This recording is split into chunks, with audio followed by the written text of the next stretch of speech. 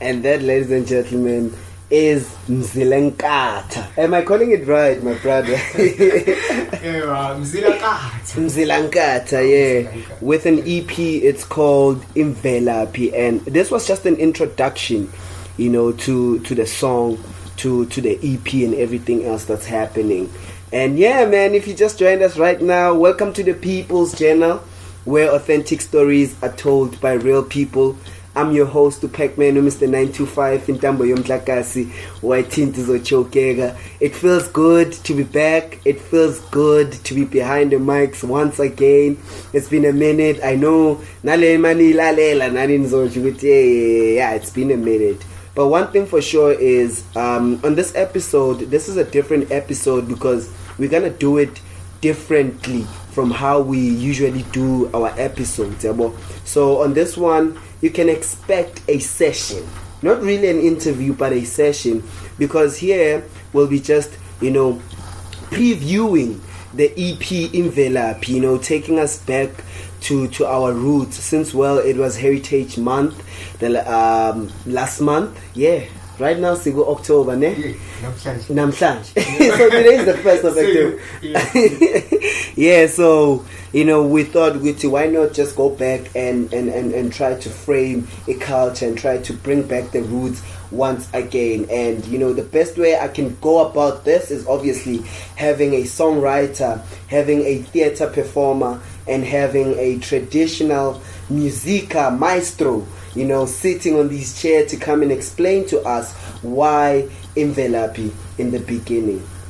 So yeah, man, thank you for joining us. And you do know you can catch us on our social medias. But before we get into social medias and everything, man, I'm sitting with the maestro here. I'm sitting with a traditionalist. I'm sitting with someone who's got a lot of wisdom, and he packages their wisdom in music. Mzilankhatha, my brother, how you doing? How you feeling, brother? Bathi unqobo Mzilankhatha unhlanhla ukabadela uma landela ilanga lize liyoshona emalini unkatha kayingene endlini ngena kolinkaba zabantwana nkomo zilala uwaceza amadojiyana zilala amankengana. Hey, ngeke ngize ngiyiqede kuthiwa inkosi kayiqeda. Inkosi kayiqeda. Bayede siyabingelela. Bathi udlungane elikandaba udlungana lombelelelo ladlunga emanxulumeni kwaze kwasamanxulume sebikelana unodume ehlezi gamenzi. Bethi ushaka kayuba inkosi kanti la iyothatha khona isihlala netheze. Awu madoda. Awu sukani. Wayivula kamnandi. Kwavele kwashisa yazi. Phela masesibiza lezi sisuke sesibiza ezokhokho bethu yabo. So ingakho igazi kufanele lishukume kancane manje nami mangabe ngiqala ngithinta uMzilankhatha khona lento eyenzakala ukuthi hayi emzimbeni hayi ngeke usuthi impilo. So kuzwakala lokho nje Okay. kuzwakala lowo munye so ngiyajabula ukuba khona mfowethu kuyinyanga kaMfumfu ngesintu bathi umfumfu lesibona ngoba indlela owakhandeka ngayo ngoba kuyo yonke indaba kunento eyenzakala ngingakho ngihlezi ngiyichaza mangabe ngihlangana nabantu ukuthi thina sifani nezinye izizwe thina siqamba ubuthina ngemvelo yonke into esiyenza ukuthini isuke iyimvelo ayikho into esiyiqamba ngokuthi itshelela umzilankatha cha siqamba ngemvelo ayikho iwaterfall la eyoqanjwa khona ngomzilankatha kodwa iqanjwa ngemvelo esuke yenzeka ngaleso sikhathi manje njengoba singene nje kuyinyanga kaMfumfu sesiphakathi zinye namhlanje so umfumfu angithi kusuka lapha kuNtulikazi uJuly basuke bethi kusuke kunomoya nezintuli nakho konke lokho so kusuke kungatshaleki kahle mangabe utshala kusuke izivuno zakho zingamili kahle kodwa mangabe kuza kuqala umfumfu lesikona kuthiwa lokho suke kutshalwe ngoNtulikazi kusuke sekufufusa manje so bese kuba umfumfu ke lenyanga esongela iqhubeke elandela ibolwezi ibozibandle kanjalo so hey but if you didn't know, now you know. This is something I didn't know, but today at least I'm saying as it's okay. This month is very important in as much as this big heritage as one of the most important months. Yeah. So as I was saying, September obviously has been a month that's known to be celebrated with regards to culture, with regards to celebrating who we are as Africa, as South Africans. And we also know, the month of September is the month whereby we also celebrate history of Shaka Zulu, right? Before they even converted it, Gulama Pride Day, because that's what they always try to do. They always try to take away IMVELAPhi from us knowing who we are by all these other distractions. Pride Day, I understand with South Africa, obviously it's a diverse country and so forth, but we'll get into that. Mzilankhathi, just let the people know ukuthi Mzilankhathi ubani. We know he's a songwriter, we know ukuthi he's a theater performer, we know ukuthi he's got an EP, it's called IMVELAPHI. But ubani Mzilankhathi and ubuya kuphi Mzilankhathi? Mzilankhathi imbewu eqhumele kwaZulu ezawulwa iqhawekazi nomthandazo Gloria Ncube Pelotha.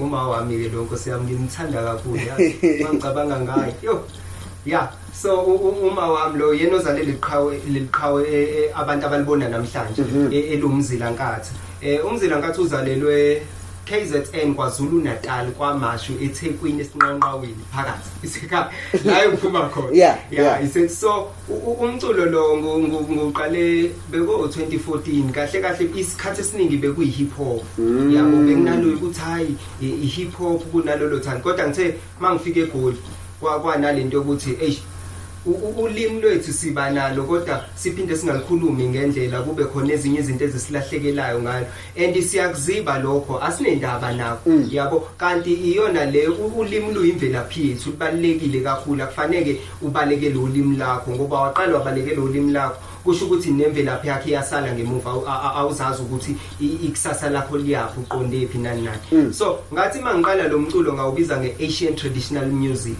isiqi somzansi Asian traditional ikuthatha ikubuyisele emuva ukuthi bekwenzakalani emandulo besidlani besiphuzani besigqokani zonke lezo zinto so umzilankhathi wase ehlangana kanjalo ke and ukuhlangana kwakhe akahlanganiswanga umuntu oyedwa uhlanganiswe ababhali bezincwadi imbongi amakhehla nezalikazi ezazisinte ekhaya kuyikho konke nje lokho kuhlanganisa umzilankhathi so kwase kuba ukuthi nami njengoba ngifike eGoli and ngenza lo mculo ngizozibiza ngibe ubani ke manje ngoba phela fanele abantu bathi okay leli gama kade ngilisebenzisa ka hip hop angilithandisisi sengikhulile manje uzibiza abantu hip hop let's go there kunale ngoma ya Soulja Boy no Snoop Dogg engangiyithanda kakhulu Proto. Yeah. So I just took the title of the song as my name, as my stage name. Yabo indlela ebengiyithanda ngayo like hip hop ngaleso sikhathi.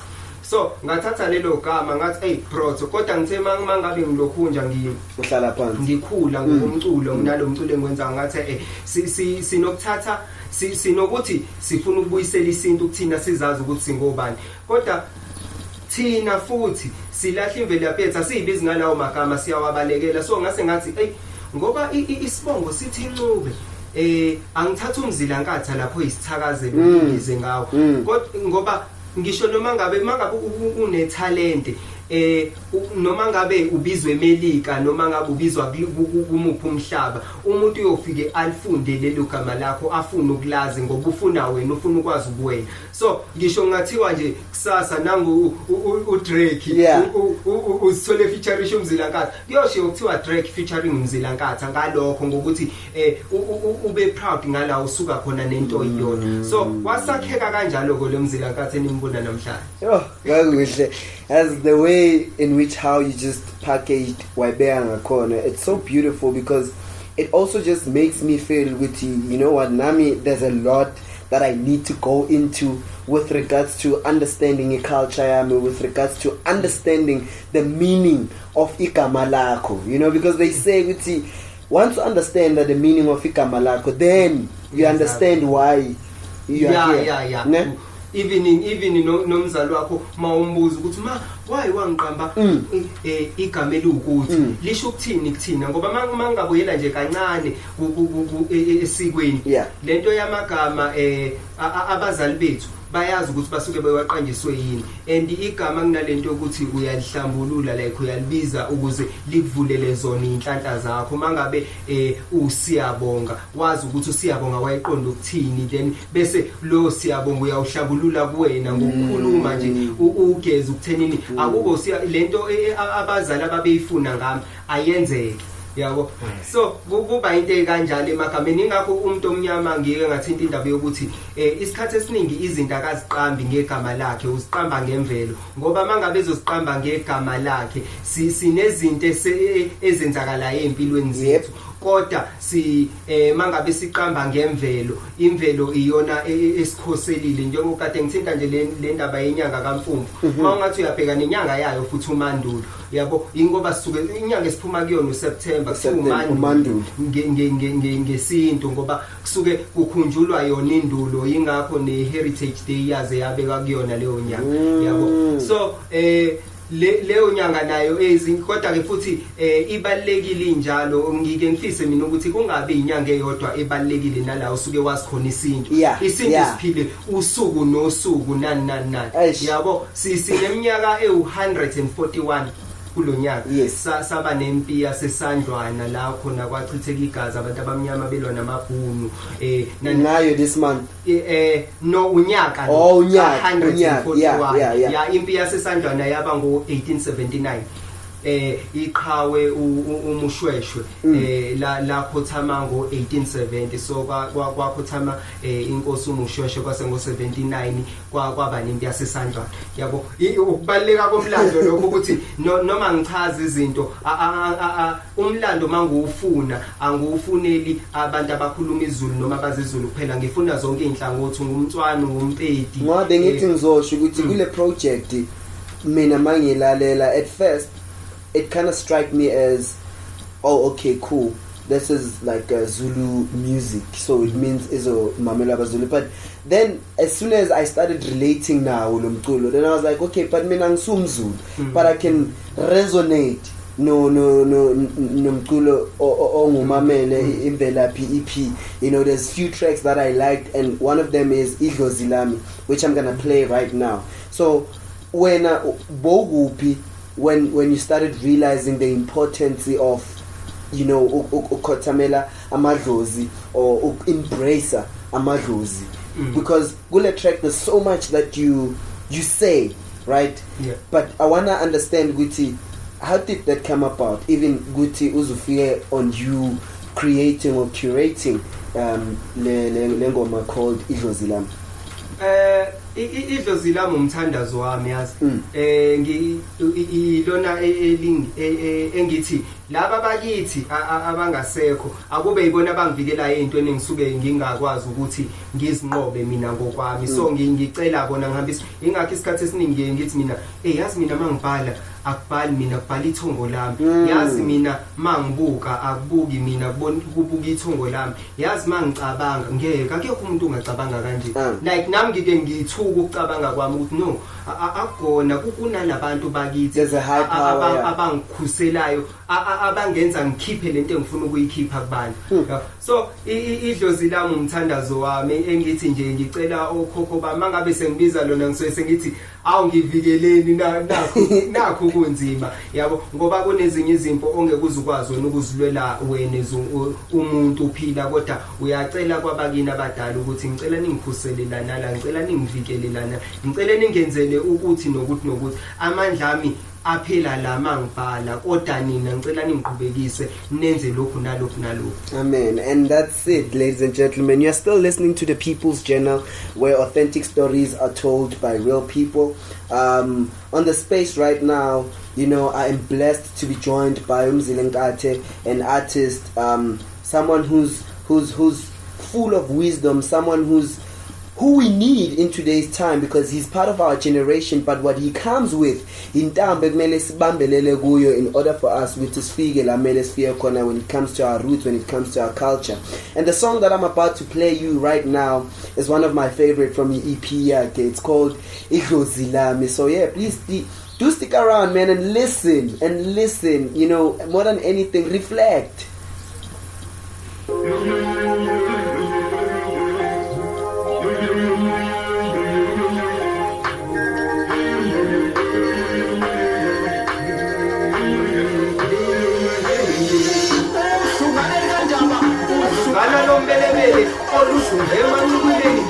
Kwasamanuma esebikelana unodume hlezi kamethi bethushaka yuba inkosi kabila yothatha isihlalo anethezeke umzilankathi unhlanzo gabateli umalandeli langalize liyoshona emathubeni onkathaka endlini awukita dlozila ushaya zokizithaza awukita dlozila ushaya zokizithaza awukita dlozila ushaya bangabamzonda awukita dlozila ushaya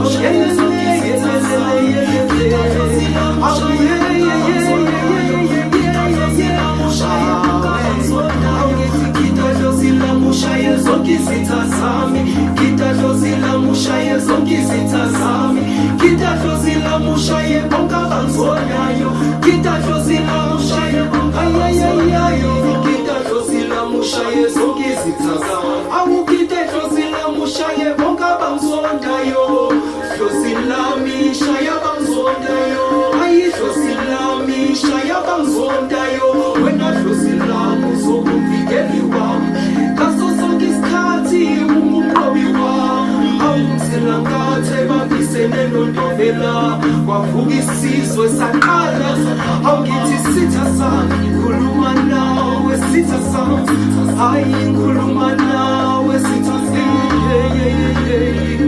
awusitha sami awuhayibo wedlozila ushaye zonke izitha zami ngidlozila mushaye zonke izitha zami ngithi ngidlozila mushaye bonke abangizondayo ushaye bonke abangizondayo eleliyeke ushaye zonke izitha zami eleliyeke ushaye zonke izitha zami ngidlozila mushaye bonke abangizondayo abangizondayo abangizondayo ngidlozila mushaye zonke izitha zami ngidlozila mushaye zonke izitha zami ngidlozila mushaye bonke abangizondayo mushaye bonke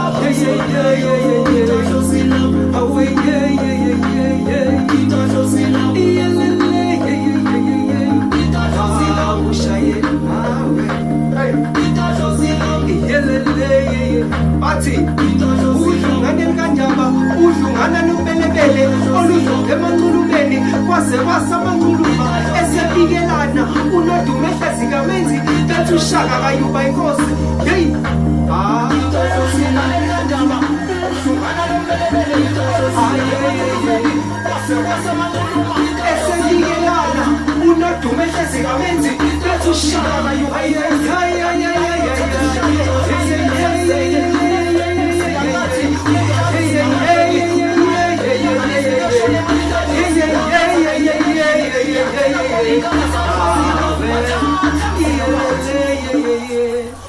Oh, sweating my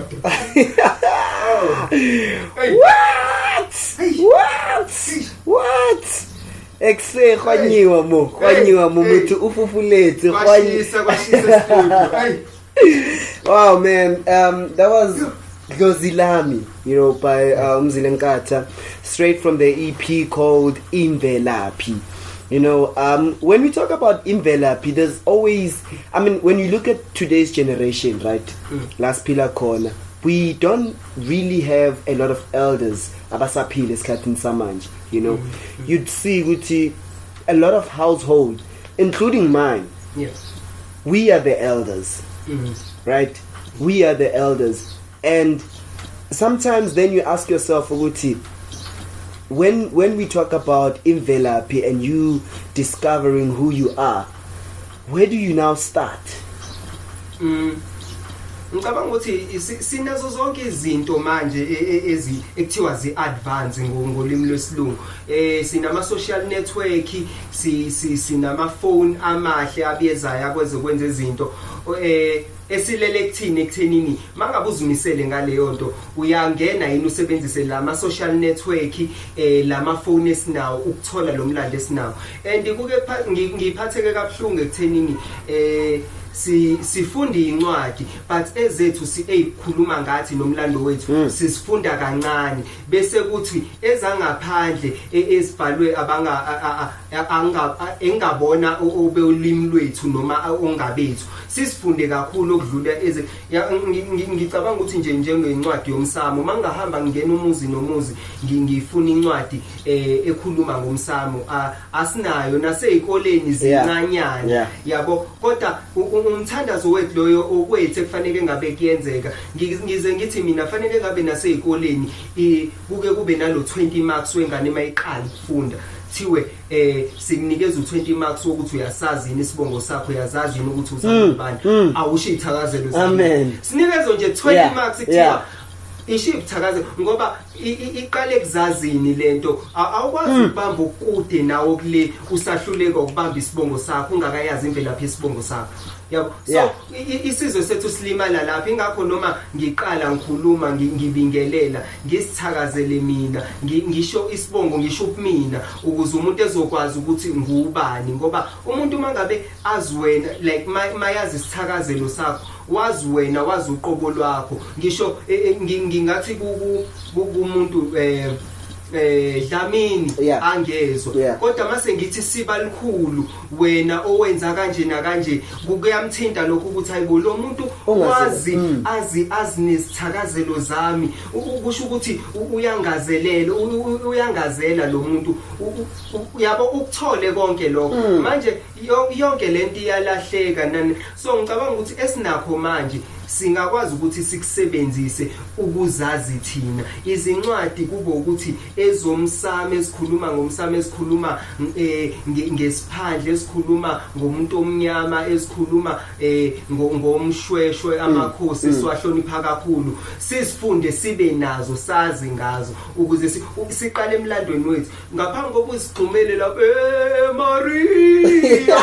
sicule lapha because sigxumele ko Romeo and Juliet. Yeah, because one of the reasons why I'm also asking is ngisebenza nabantwana besikole ne and I remember just the day before heritage we went through the process because I wanted to understand for the first time this year can't even understand why heritage is significant or inaloko kubaluleka la South Africa. That's when I found out which so suke celebrate uShaka and Inkatha Freedom Party IFP iye yayilandelela leyo ndaba ukuthi ngo1995 makube neShaka's Day yabona because of the history ayidlalile when it comes to fighting for South Africa, not only for the Nguni people but for us as African people, for iland yethu, for the wealth basically as yethu, and for the fact we singalose this. But I was a bit disappointed mangiya ngifuna le information because it's not there. And most of the information that speaks of where we from, our African roots and so forth, is told by other people abangafani nami nawe. You know, because even noma bengibadlalela ama video, I tried as much as possible ukuthi okay mhlambe ngizohlala nomuntu wase KZN just explaining history kaShaka and giving it to us. You know, I break it down. Or maybe I'd find not even someone from KZN but someone from South Africa la uShaka abuya khona explaining and telling history. So it goes to show ukuthi even documentation yethu, who is documenting history yethu? Because it's not us. It's us. No, ukuthi kunabantu abafika bezizwe zangaphandle bafike kube yithini sibakhombisayo ukuthi kuwukuthi bese beyakuthatha lokho behambe beyengapha emazweni abo babhale babuye bazokudayisela thina bese wena uyakuthenga so ezinye zezinto mawuthinta leyo ndaba uthinta indaba enkulu ngike ngabaseSoweto lapha eHector Peterson ngibona abolunye uhlanga abaningi belalela umuntu wakithi echaza ukuthi bekuwukuthi uHector Peterson ubenjani ngabuka ngathi yazi labantu bazothi besuka bahambe bayobhala ngoHector Peterson bese kuyabuya emva kweminyaka emingakanani sengizothenga leyo ncwadi mina ya Hector. Umlando wethu sinazo ingqungqulu zethu ezibhalayo ezazi umlando wethu ukuthi umsebenzi wabo ubukeleka phansi. Ngikhumbula ngifunda enye incwadi emnandi ngalendlela ekuthiwa The Grain of Wheat engayifunda ngifunda umatric ayibhalwe uNgungi wa Diyongo all the way from eKenya. Incwadi emnandi kakhulu ukusho ukuthi ababhali bethu sinobaba oVVO Mkhize ababhale incwadi umsamo nezibo lamathongo ezikhuluma ngezinto zethu yabo kodwa labo bantu sibabukelela phansi asingeni sithenge incwadi enolwazi lwethu kodwa sigijimela ukuthi sithathe okule mase sithathe okule sijike futhi sibuye thina sibe nenkinga ngoba khumbula abantu abangalona ulimi lwethu abakwazi ukuchaza into yethu ngendlela eyiyo.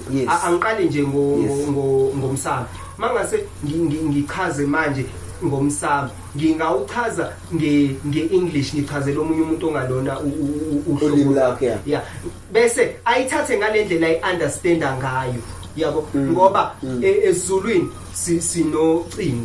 ucingo lukabili khona ucingo lwephone call khona ucingo ifence liyangaphansi kodwa mangabe ngichaza kumuntu omhlophe ngizochaza ucingo mina ngilichaze ngendlela uthola ukuthi yena ka-understandanga ngaleyo ndlela ukuthi bengisho ucingo lwephone call yena wabhala ngocingo lwefence langaphandle ngendlela engimchazele bese kuyabuya kokwethi masebhalile mase siyabuya uthola ukuthi akuyona leyo nto ithe ukutwiste ingakho mangabe ngichaza ngesinto isikhathi esiningi ngingathanda ukusebenzisa ulwimi langaphandle ngoba ngisuke ngibalekela ukuthi khona ezinye izinto ngesinto ngeke uzichaze ngendlela eyiyona ngenxa yokuthi mawuzichaza ngolunye ulimi zizoshaya eceleni. Hey Mzilankhatha, I wasn't expecting this, but to be quite frank, like this is reflection again, because it's something along the years, Nami, after just taking uba aware, I would say, actually no man, a person needs to step back because I know men are growing up, right? Obviously, the person that I am today is based on the environment and the way is conditioning a call because of I'd turn on the TV or I'd listen to the radio and bakulum islungu or bakulum although diteng Bolisedi FM, Bokozi FM, Bokakas and so forth. But for the main fact of it, I just wanted to be on this mainstream, right? I then started conditioning myself. Okay, let me get better. Because after all, it's an international language. But as you go on, you realize with some things, jiga zibe poison. You know, because once so deep, it's so difficult to go back ubuye manje uthi okay mina ngumsuthu mina ngumzulu mina ngoba so ujwayele le mpilo so ujwayele lelalimi so ujwayele le understanding so ujwayele lawo ma practices so everything so is conditioning ngalo ndlela and we know ukuthi for someone to ukuthi as unconditional as keep kulento le ayijwayele kunzima it's not easy so ngiyathanda indlela oyichaza ngayo ngoba kunalento le ake ngiqale nje ngabantu abamnyama abantu abamnyama simunye yazi mawenza umlando uyabona ukuthi simunye mina ngenza umlando ngesithakazelo sakancube yazi mawenza umlando uyathola ukuthi sisuka eSuthwini ibonge eziningi ezinye eziKwaZulu Natal ziqhamuka eSuthwini ngingabala uncube uqhamuka eSuthwini bese kuba uNdlovu kade kuKlo before bengakwazi ukumbiza mangabe fika kwaZulu base bamshintsha waba uNdlovu njengoba waba ugatsheni ubuya benyathi obusomba busombuluko kwase wayesekaZulu ngaleso sikhathi kodwa ukhokho wabo usuka eLesotho yabo uyabona ukuthi umlando ubaluleke kanjani sisusana sinabantu bakoZimbabwe ababizwa ngamaNdebele abakhuluma ulimi olufana exactly njengolwethu lihluke nje kancane lapho nalapho kodwa abantu abasuke la bahamba ngomzilikazi mabefika le bavula isigodlo ekuthiwa kwaBulawayo kwaqalwa kwahlala lapho baxosha abantu ababe bafice ngaleso sikhathi ababizwa ngamashona manje uyothuka ukuthi amashona ukuvela kwabo ukuthi abantu bakwaZulu omzilikazi mabefika babe baxosha babashaye baze bawelele ngale kwentaba kwathiwa amashona langa kodwa kwahamba kwangaqhutsheka kuthiwa amashona langa kwagcina kuthiwe amashona imvelaphi kwase kuba nalowo mlando so nabo laba abantu abasuke khona la abanye babo kodwa ngenxa yokuthi sidungekile ezinye izinto azizazi sithi lo wangaphandle lo unjani mina ngimfuni lo unjani ojele basuke la bafika koTanzania koMalawi koNamibia bawojere kodwa bangokusuka basuka khona la kushuthi uyayibona imvelaphi yethu ukuthi besimunye sihlangene kanje kodwa ngenxa yokuthi mangabe ngizosuka mina la nguNcube ngiya eNigeria ngizofika ngihlangane nesinye isizwe esabantu abamnyama kodwa esingakwazi ukubiza mina ulimi lami ngalendlela engisuke nayo kwaZulu Natal mangifika lapha eNigeria bese kuthiwa mhlambe it's uNcube ube bese ngiyashintsha ngiba uobe ngale bese ngizala inzalo ngale nana bese ngisuka ngale nguobe sengibuyele eSouth Africa bese kuyaliwa mangabe nami ngisuka kade ngizalelwe eSouth Africa sengiye eNigeria sekuyaliwa sekuthiwe yeke wena uyena walana wena kanje sidlala abanye abantu bezinye izizwe ngoba sihamba kuleyo ndawo sifike esitshintshe uma ubuka nje labantu baseZimbabwe kuthiwa aMandebele ngisho behuba lithi amahubabo awasondele kwaWakaZulu ngoba basukela base beshintsha kancane thina sithi uShakaZulu bona bathi utshaka yabo noma behuba bathi ngwalungwa kamajobana we ngwalungwa kamajobana we ngwalungwa basuke bevusa imoya yabo nayo yabo basuke bevusa imoya yabo so imvelaphi ibaleke ngaleyo ndlela ibaleke ngaleyo ndlela qhawela kithi ukuthi sisimunye kodwa siyasihlukanisa thina. And what I like the most is throughout this conversation, so sikhuluma ngokubuyela emuva, right? And the song I'm gonna play right now is called Ukhamba, and you do say ukuthi kuke kwaphihla ukukhamba, right? And then that's when we lost it. But after uyidlala ngifuna nje ukuthi usicacisele from ukuthi what exactly do you mean, and ukuthi from ukuphihla lo ukukhamba lo, where do we then start picking up the pieces? Obviously you did mention ukuthi the books we read, right? Information la sithola khona, you know, but I want you to go deeper Masesesbuya after playing this song, because it's one of my favorite as well from IMVELAPhi. And yes, ladies and gentlemen, it's still the People's Journal. I know Jalanga my soul, but it is. This is authentic stories. This is authentic knowledge. This is authentic wisdom. I'm still chilling with one of the greatest maestros And I say greatest because I see his future prolonging. I see him going far with what he's doing and with this EP called IMVELAPHI, and he's here today, so please do listen and reflect. But more than anything, I'm gonna play you a song right now, so do enjoy it, listen to it, write down the questions that you have, and engage with us on the social medias. This one is called Ukamba.